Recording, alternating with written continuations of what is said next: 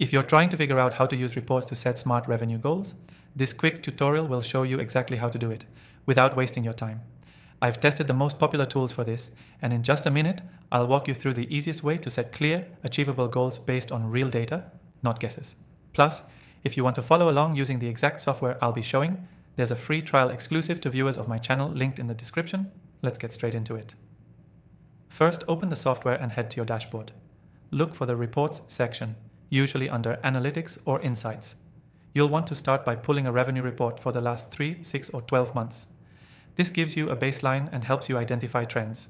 Are you growing, plateauing, or declining? Once you've got the data, break it down.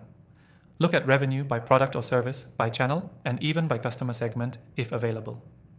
This step is crucial because you can't set smart revenue goals if you don't know where your income is actually coming from.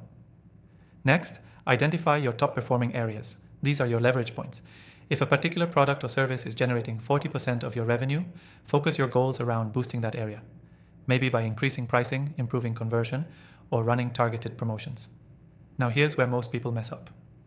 They look at their total revenue and just add 20% without understanding what's realistic.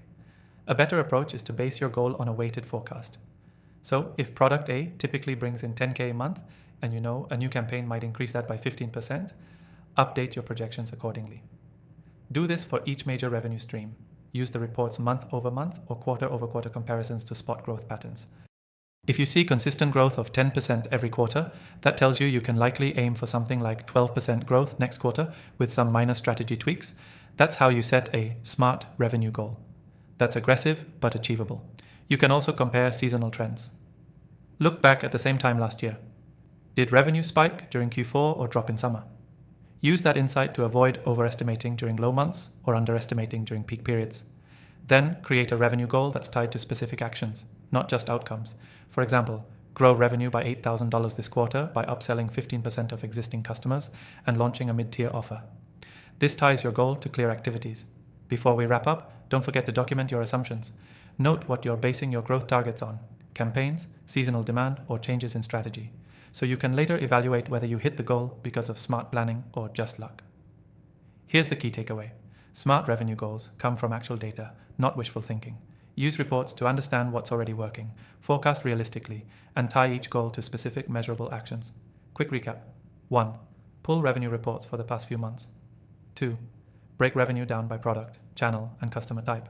3. Identify high performers and set goals around them. 4.